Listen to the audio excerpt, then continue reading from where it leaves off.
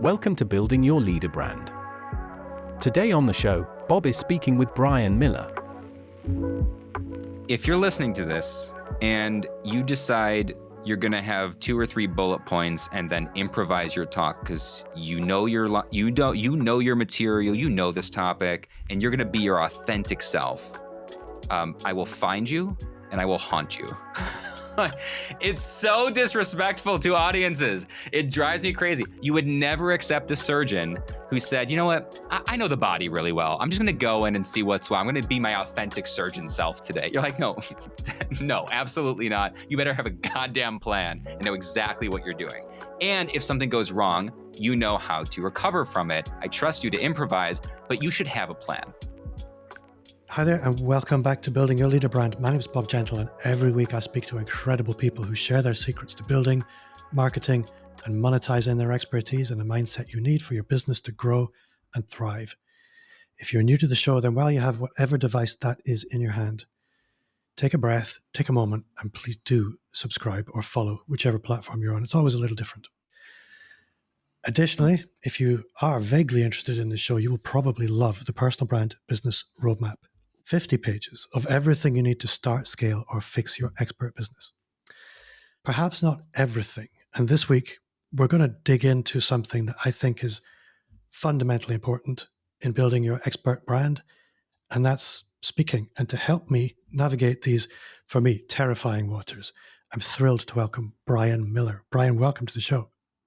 Hey, Bob, thanks so much for having me. Thrilled to be here. I've been really looking forward to speaking to you. I think I reached out to you on LinkedIn because I pay attention to who triggers me on LinkedIn. I get triggered for lots of things.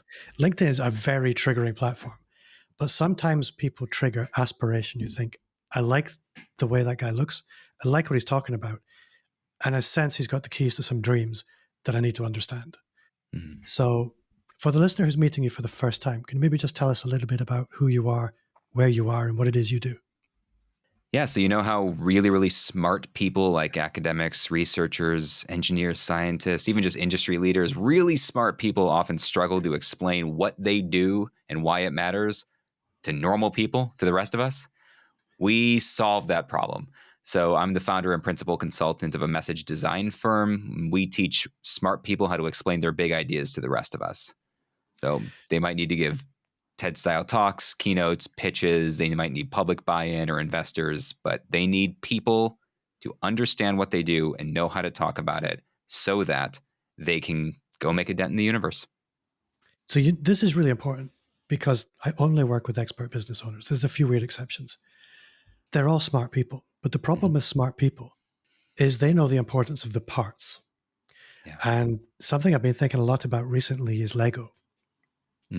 If you look at how people buy Lego, they don't go into the store and think, I'd like to buy 362 parts of lots of different colors. But that's how a lot of experts approach selling their business. Yeah. They walk into the store and they're mesmerized by the story that's told on the cover, on the box. They think, I want that. And this is really the essence of storytelling. And when I see somebody get it right, you know it immediately because they've walked you across the rainbow bridge to what you want. And you're absolutely right. This isn't like a 1-minute conversation. This is who I am and what I do, all the way through to a TEDx talk. When you meet somebody and they're talking about the importance of the parts, and I imagine this is something you experience all the time, how do you help them crystallize that down to something that somebody else can visualize very, very quickly and go, that's a journey I want to take with you? Yeah, I mean, that's the question, right? How do you get them to do that? That's the entire journey. The quick and pithy answer to that is I'm obnoxious. And I do it with hopefully a smile and some charm so people are willing to put up with me being obnoxious where you wouldn't put up with. It's very Socratic, and Socrates was put to death for this. So basically, when I'm working with, I'm sitting down with a marine biologist who is collaborating with NASA to create the next generation of animal telemetry, which is animal tracking technology, so that we can, so there's this, he's immersed in this world. His whole world is putting tags on sea turtles and whales and knowing where they go. And he's dealt with the problems of old tracking tech that's not. People don't live in this world. Like, only crazy people like him live in this world.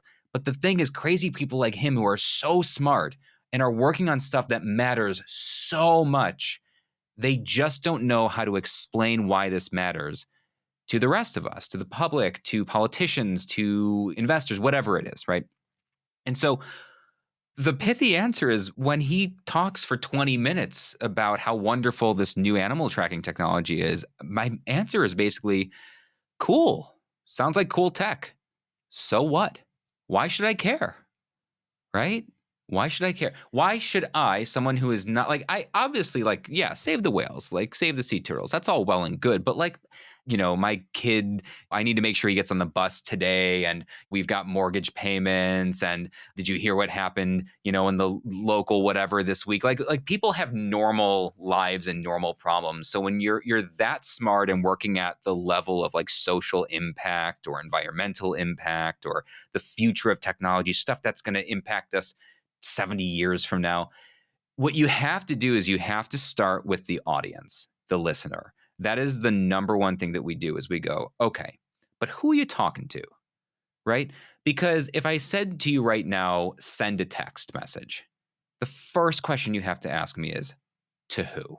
You can't start writing one until you know who you're sending it to. And you don't talk to your grandmother the same way you talk to your boss, the same way you talk to your science colleague, right? We talk to different people differently. And so the question is, who is this for? And so we call this the AFA principle, audience first, always. And that's why I say I'm obnoxious, is because most experts, when you ask them, who are you talking to, they have no idea. They're just talking. And that's because what they're doing is they're saying what they want to say. They're only asking the question, what do I want to say? What do I want to say? And they're never asking the question, what do they need to hear? And so that is where we begin, is audience first always. We figure out who we're talking to. We do a deep dive on who they are, what they want, what they're struggling with, what they're afraid of, what they believe. And then we work backwards to build up from a premise that starts with the audience. Who are these people? Where are they already in their mind? We're going to start talking to them there, and then hold their hand, go for a walk, take them on a journey to get them where we want them to go. So one of the things that caught my attention with you, obviously, is the speaking side of things. Mm-hmm. This is explaining who we are and what we do on a stage. Mm-hmm. And in order to frame the conversation, obviously we've got the story, the essence of what it is you're trying to communicate, and then the various stages on which we may want to do this.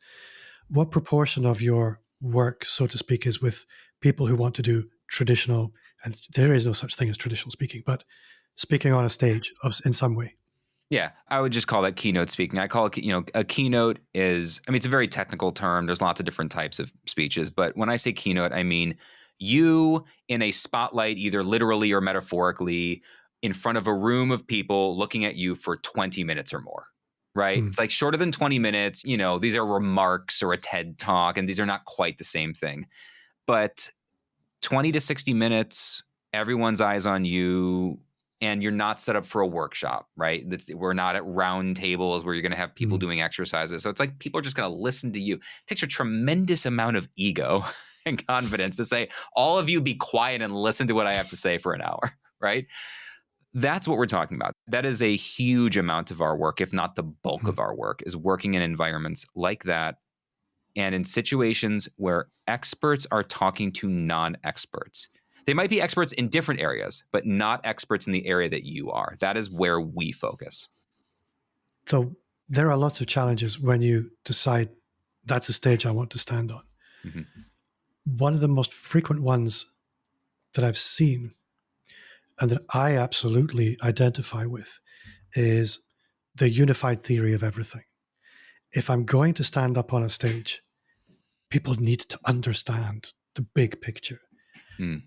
But if you look at anybody who's really successful, they focus in on some small thing that's really significant.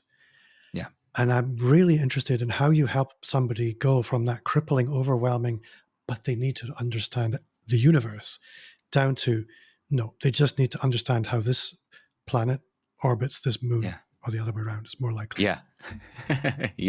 Yeah.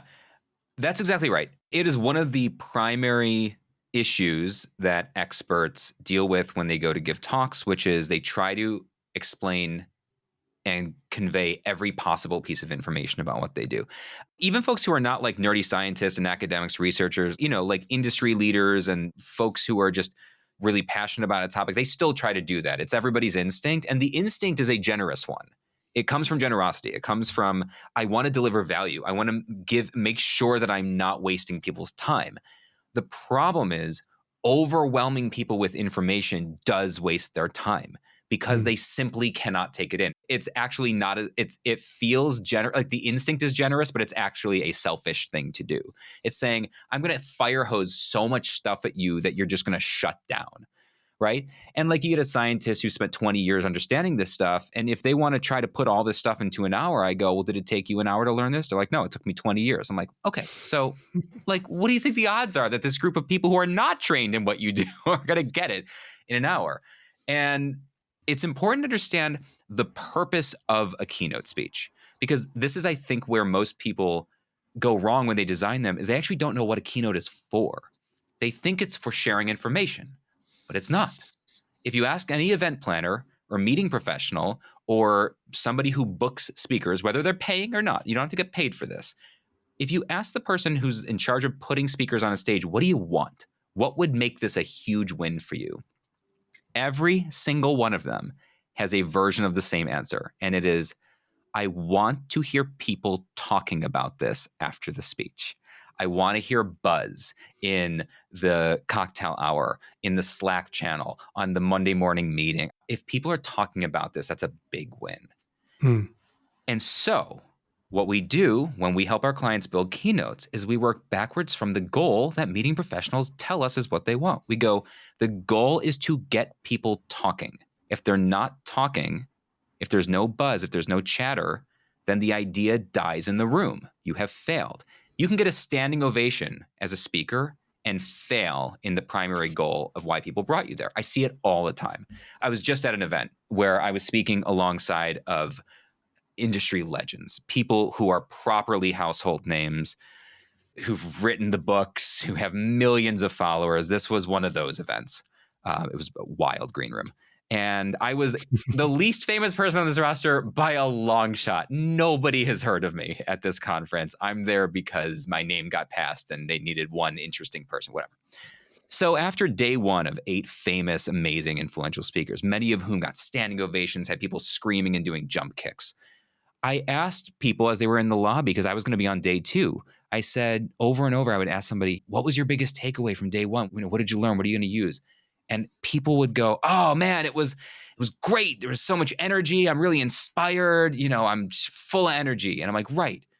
But what did you learn? What was the best takeaway? What are you going to do with this? And I'm like, I don't know. It's just like a lot of good stuff. And like that just happened over and over. And I'm sitting there going, okay, we sold the tickets to the event, but so what?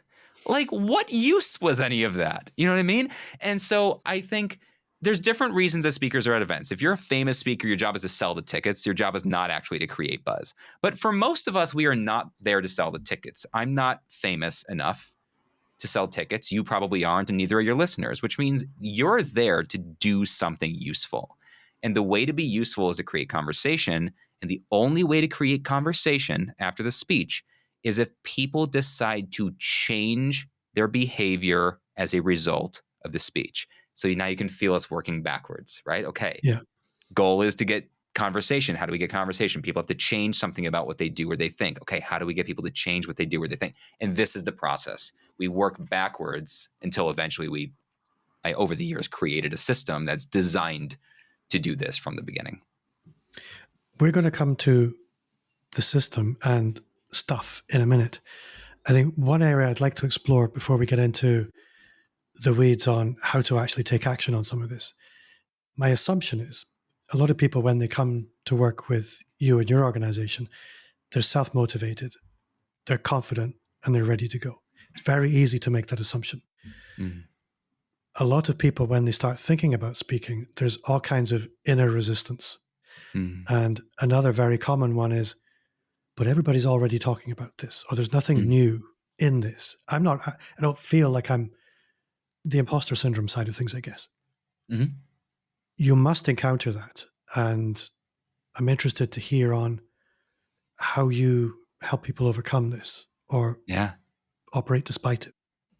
Yeah. The imposter syndrome, well, there's a few things. Imposter syndrome is most common amongst very successful, totally qualified people, right? It's like it's a result of the Dunning-Kruger effect, actually, right? Dunning-Kruger says that you have to be pretty smart to know how dumb you are, right? In other words, when you don't know anything, you think you know everything because you have no context for what you don't know. When you've learned a ton of stuff about a subject, you suddenly start doubting yourself because you now realize how much you don't know. And so true experts tend to have imposter syndrome because they know how much they don't know and they think, well, I can't know very much about this. This must not be very interesting. So that happens a lot. My counter to that is in 2015, I got asked to give a TEDx talk. I was a full-time magician at the time. I had been a full-time magician for 10 years. I did magic at corporate events and backyard barbecues and all these things. Toured the world, was relatively successful after doing the starting artist thing for a few years. And so I got invited to give a 10X talk, and they said, would you speak about something that you've learned as a magician that our audience would find interesting? And I ultimately decided to talk about perspective taking, which is the thing that magicians do so well, is actually quickly make meaningful connections with strangers by understanding different perspectives. Magicians must, by definition of doing magic, have to understand perspectives that are very different, because when you're doing the trick, you know the secret, and the audience you're showing it to does not know the secret, which means what you're doing and what they're seeing are completely different things. And you cannot create magic for somebody unless you know what it feels like to watch and experience it without knowing the secret. So magicians master this idea of perspective taking.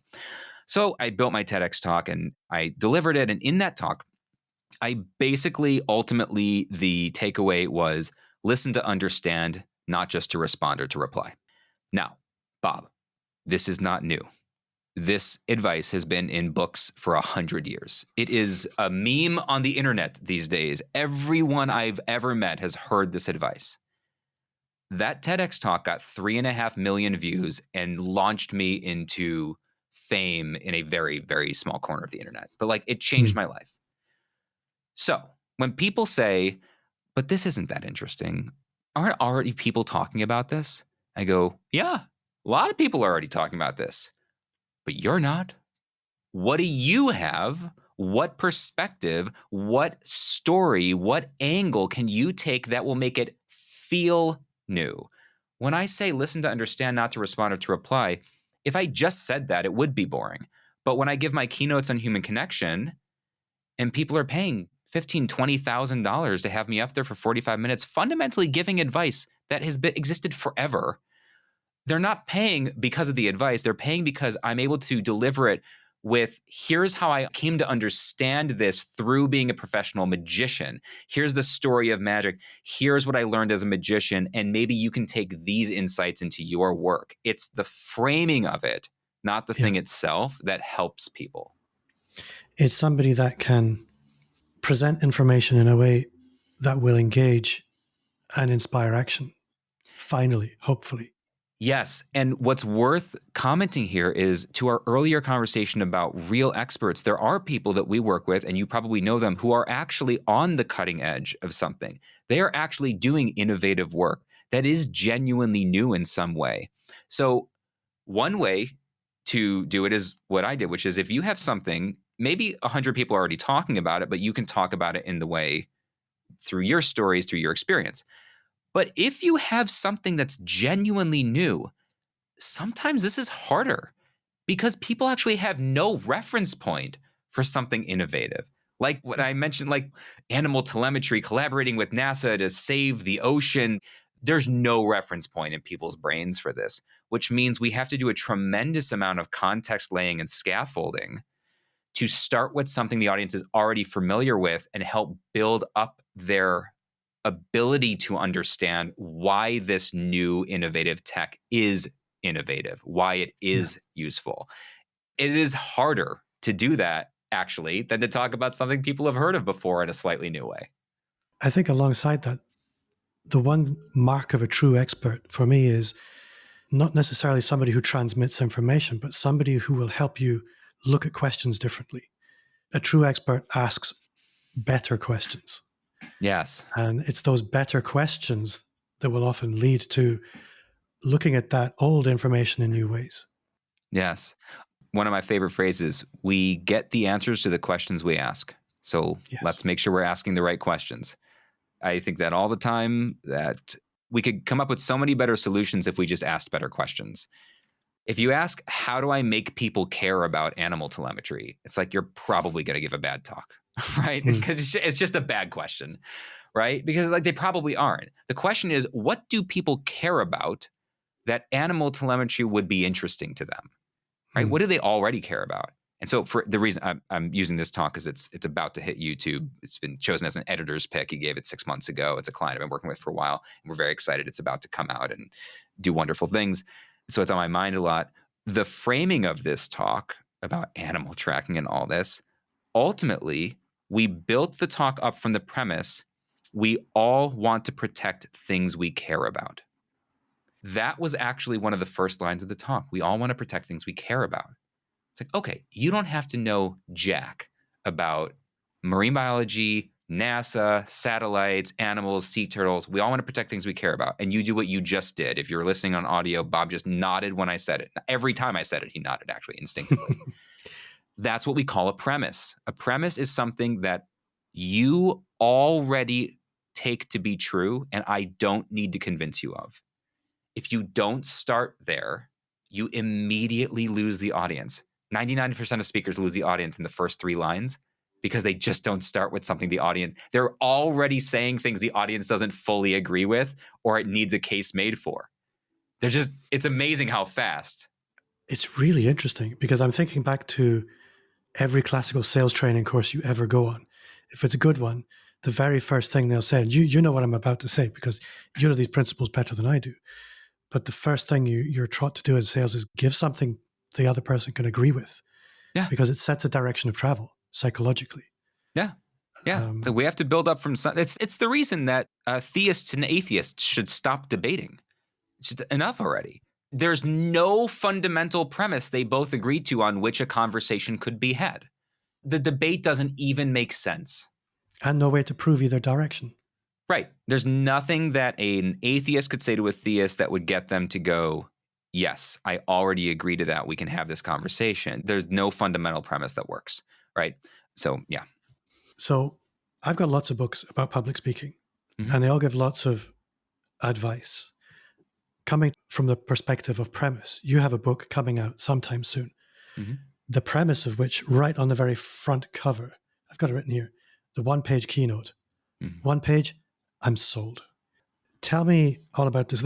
For the listener, we had a conversation before we started, and Brian promised that even for somebody with no charisma like me, he can get a standing ovation using very specific processes.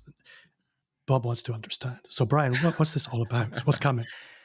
Okay, so here it is. I mean, this is the thesis of this book, but more importantly, the thesis that we've proved over and over and over for years and years of work with people is that it is not great speakers, but great speeches. Like, listen, I would rather have both. If I'm in the audience, I would rather have a killer speech delivered by a charismatic, engaging presenter. But given the choice and given time constraints, becoming a charismatic, engaging presenter is phenomenally difficult. I have all the books probably that you have. I have all the public speaking books.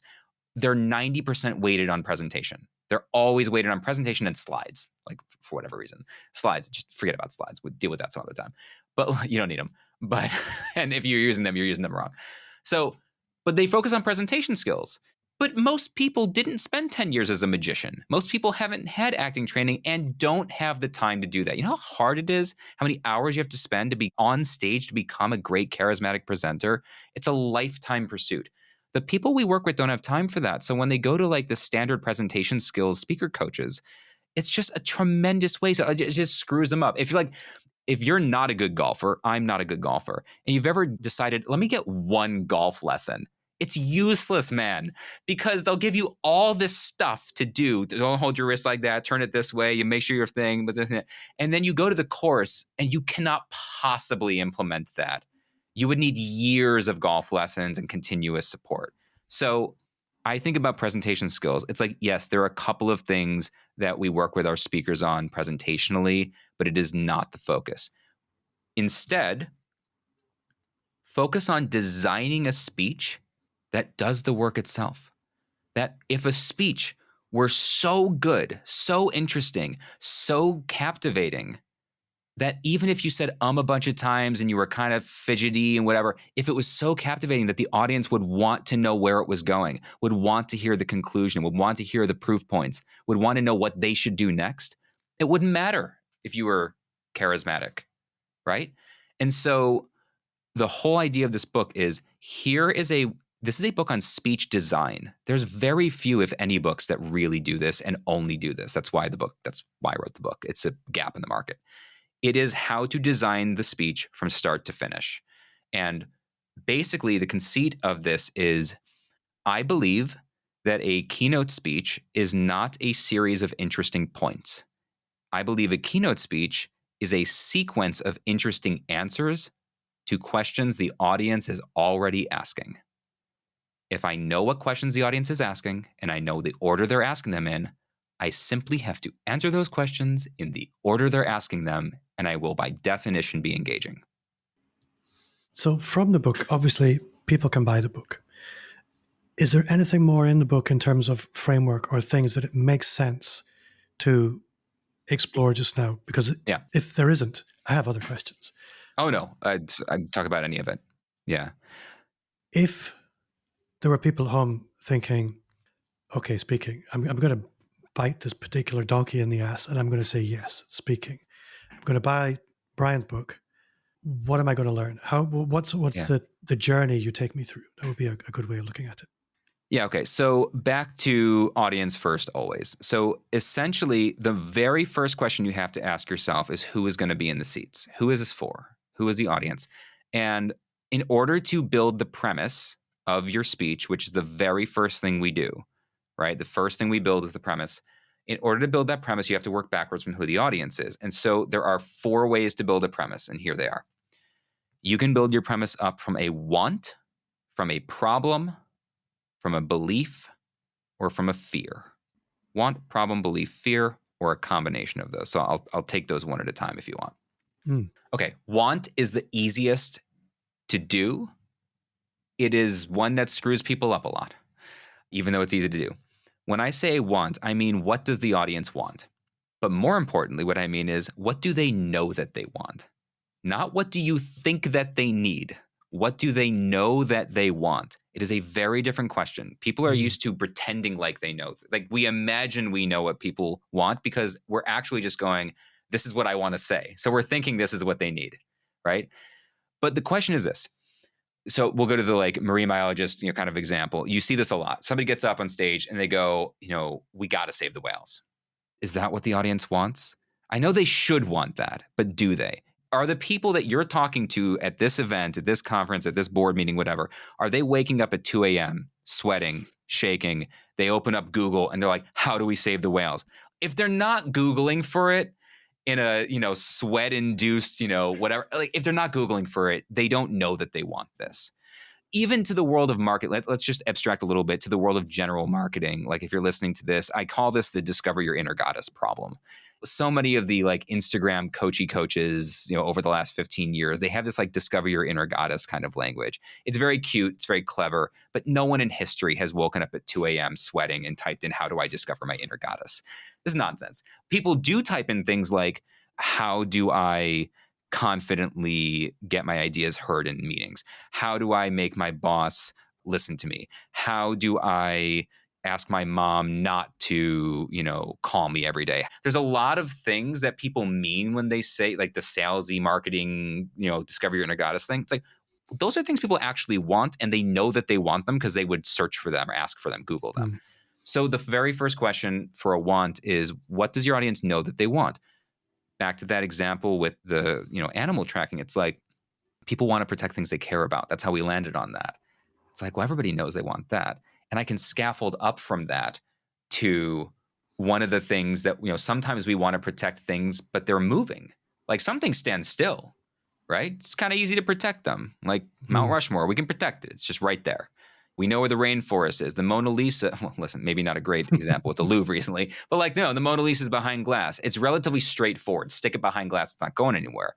But hey, some things like the ocean move, and they move fast. So how do you protect something that constantly moves, right? So you could feel we're actually working the audience up into understanding why the topic we're getting into matters. So that's a want. Problem is, why are they struggling to get what they want? What's the obstacle? What's in their way?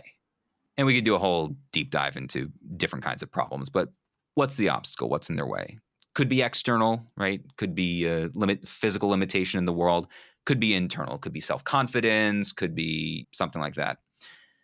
So that's wants, that's problems. Beliefs. Beliefs are deeply held pre-existing assumptions about the world. We all have beliefs. The trick with beliefs is if I ask you, Bob, what do you believe? It's very hard for people to answer. Yeah, it's too big a question. So most people won't tell you their beliefs outright. This is a harder one to figure out. You have to listen in between the lines to figure out your audience's beliefs. You have to listen for things like, what are they always complaining about? That tends to indicate beliefs. Would they say, always or never, or we ought to, or we should, or I wish we didn't have to? Like those kind of things indicate beliefs. There are people who go through the world who believe deeply everything happens for a reason. There are people who believe the world is random, right? The world is unsafe. Money is abundant. Money is scarce. These are beliefs that people have. If you don't, you can start with your audience's deep belief. Here's the key. Even if you don't think it's true, doesn't matter. If they believe it, you can start there, meet them where they're at, and build up to your topic, to what you care about, to what you want them to listen to from there. And fears. Fears are the things that actually do wake people up shaking, sweating in the middle of the night. What are they afraid is going to happen? Any one of these four or a combination of them can become the premise of your talk, by which I mean it should be in the introduction, by which I mean it should be in the first couple of sentences you say out loud. Yeah. Like it should be there right away. Classic pairing, want plus problem, very common pairing. We all want X, but unfortunately Y. Want, problem. Imagine how much easier the next speech would be if you actually just said that for the first line. You don't get cute. You don't get clever. You don't try a surprising statistic. You don't try to tell a joke that's not going to land. You don't try to tell a story that's going to take 7 minutes, that's going to ramble on because you're not a good storyteller and the audience falls asleep, right? You don't get cute with all the presentation stuff. You just went, we all want to protect things we care about. But sometimes things don't stay still and it's really hard to keep track of them. Like, what if you just did that? Wouldn't it be easier to get into the talk? Like, that's one way to do it. Another way is to pair a belief with a fear, right? We deeply believe that this is true, but we're worried about this, right? That's another way to pair them. I know this all feels super academic. It's not a sexy way to talk about speaking. People want to talk about how to hold your hands and how to pause dramatically and all that. I'm telling you, this is what will do it. I totally get it, because as you're speaking, I'm thinking content marketing. I'm thinking take exactly those principles. Yeah. If you want to build a good hook for a social media post that's going to catch people's attention, you have it right there. There you go. It's exactly. Content marketers would call this a hook. I call it a premise because when we're speaking, I consider what we're doing building an argument, right? You're making a case for your idea. So I'm using non-sales language because the people I work with wouldn't respond well to sales language. But yes, if you're doing content marketing, it's a hook, right? Grab their attention. By the way, that is the first question. I mentioned that it's a series of questions. We have to know it. Yeah. The first question everyone sitting in the audience is asking themselves when you walk up on stage is, should I pay attention to this? First words have to answer that question. And if they don't, you've lost them. So obviously there's a lot more in the book to build on this. One question I have that always bugs me a little bit, and I'm really intrigued what your answer is going to be. There are lots of schools of thought about how you should actually prepare for a talk. Some people, there's a script, you learn your lines. Other people will say, just have an idea of the sections and know where you're going with your talk, and you can improvise through those sections. How do you encourage people to execute on this? And I'm guessing there's probably a world in where it's personality driven, how you answer that question. But you know how you answer that question. Yeah. All right. So here's what I'll tell you. If you're listening to this and you decide you're going to have 2 or 3 bullet points and then improvise your talk because you know your material, you know this topic, and you're going to be your authentic self, I will find you and I will haunt you. It's so disrespectful to audiences. It drives me crazy. You would never accept a surgeon who said, you know what? I know the body really well. I'm just going to go in and see what's what. I'm going to be my authentic surgeon self today. You're like, no, no, absolutely not. You better have a goddamn plan and know exactly what you're doing. And if something goes wrong, you know how to recover from it. I trust you to improvise, but you should have a plan. This is how I feel about speaking. You are taking people's time and attention for a huge amount of time. Even if it's only 20 minutes, it's a huge, enormous amount of time, let alone an hour or longer. You better have a plan and the audience better feel it. And so we don't script word for word a full keynote. We script TED Talks. If it's under 20 minutes, we have our clients write word for word and they memorize it cold, word for word. Because first of all, you can. With a talk that's 2,000 words or less, you can do this. People can do 3,000 or 3 hours of Shakespeare. You can learn a 15-minute talk. Like when people say, oh, it's a lot to memorize. I'm like, go watch Shakespeare in the park and then come back and tell me this is a lot to memorize, right? You're not allowed to get a word wrong over there, by the way, at Shakespeare. Yeah, Shakespeare's ghost will haunt you. So you don't script a keynote, but you got to know the moves, which is why the one-page keynote is basically you're going to have on one page, you're going to know in great detail exactly what points in what order, and you're going to work through that. So when you rehearse, you want to rehearse going through the talk for real. Like this is one of those weird things. People don't understand what rehearsal is. People think they're rehearsing when what they're really doing is like staring at the script and in their head thinking about what they're going to say. Yeah. You do not know the talk if you've only ever done it in your head. I mean, put on whatever you're planning on wearing when you give this talk, stand up, click a stopwatch, and deliver it as if there was an audience, and don't stop because you wouldn't be allowed to stop, start over, whatever, if you were really doing it. Do it for real. See how well that goes, right? Take this seriously. And you will find out very quickly how much you do not know. People say, I know my content. What they mean is they know their topic. The content is the speech. You don't know the speech. So once you've built it with our framework, it's like, then rehearse it. Make sure that you know the moves. Now, are you going to say the exact same words every single time for every sentence? No, of course not. But you shouldn't be veering off in any random direction, because if you are, you stop answering the questions the audience is asking in the order they're asking them. There's no reason to veer off of that if you buy into my premise. Like if you don't, you stopped listening a while ago. But if you do, I think of this structure as guardrails, right? It will keep you from veering too far off in one direction, but you still have room to play. You know, if the audience is particularly interested in one thing, you can give a little more to that story. If they would find a particular example really useful and you realize that in that moment, you can do that. But because the talk is designed properly, once you do that, you can immediately get back on track without losing the thread that the audience is following. That's where people who don't do this go wrong. They go off on a slight tangent, something that the audience would find really engaging, and then they lose the original thread. They lose the plot and just they forget to finish making the argument, to conclude the point, to close the loop, and then nothing happens at the end of it. I think I've seen this many times, that when people get this sweet spot between knowing the structure, knowing all the stories, knowing all the points people should respond to, they can then not improvise, but they can deliver it in a flow state more readily, so that it's different every time. Yes. But it's the same every time, and they play with it more. And that's what's captivating. Yeah, 100%. Structure doesn't confine us. It liberates us. It guarantees that you will deliver the talk you need to deliver, which means within it, you now have room to play. That is a good place to stop talking about the book, because obviously I haven't read it yet. You haven't got it out into the world yet. Quite sure you finished writing it. Yes. And I would love to have you back when it's written, when I have had a chance to read it. But let's pivot now into the three amplifiers. Brian Miller's amplifiers. He's got a guitar behind him if you're watching a video. So he probably has a real amplifier somewhere. But three things people at home who are listening or watching can go and do, listen to, buy, whatever. Three things that will move you forwards in some way. Thing number one. Yeah. Thing number one, this is in the book, but I teach it all over the place. I'll give it to you right here. We call this the filter framework.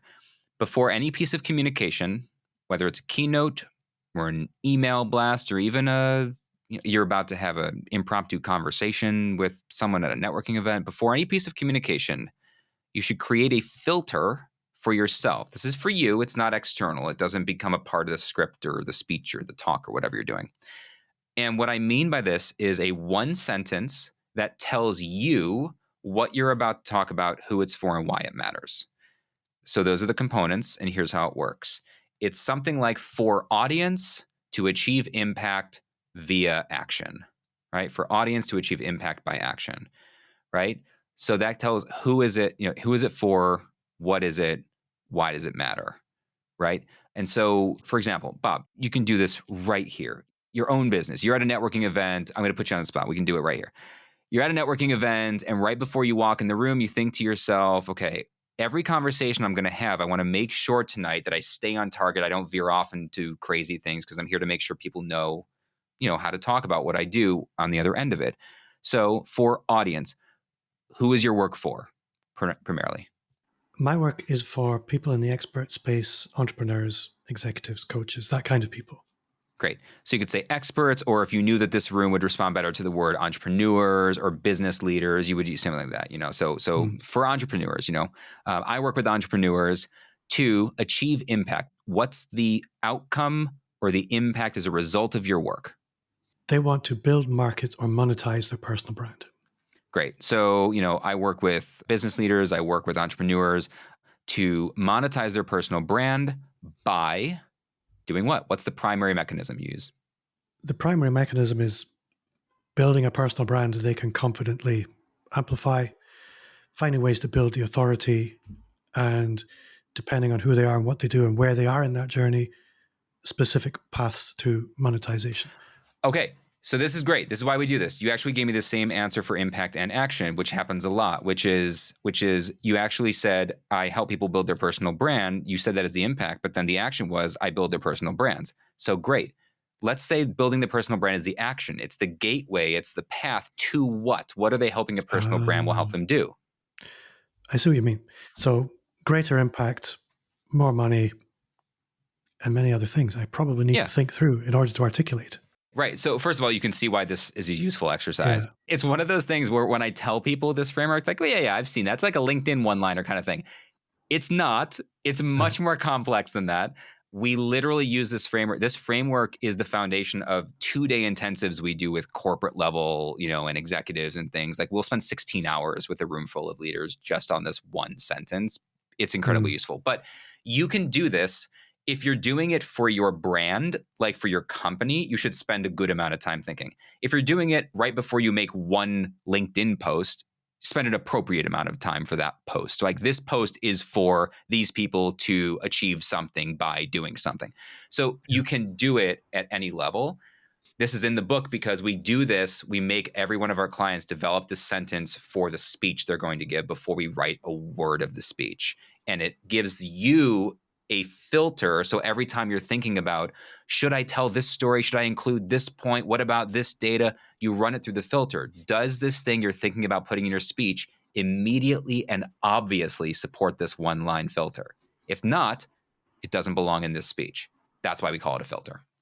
So if anybody's listening, you need to go back and listen again. This is one, it would be easy to dismiss how high impact this is if you can really spend some time, understand it, because it will make you much more effective in getting to this point where you can point at the Lego box and say, that's what's on the cover.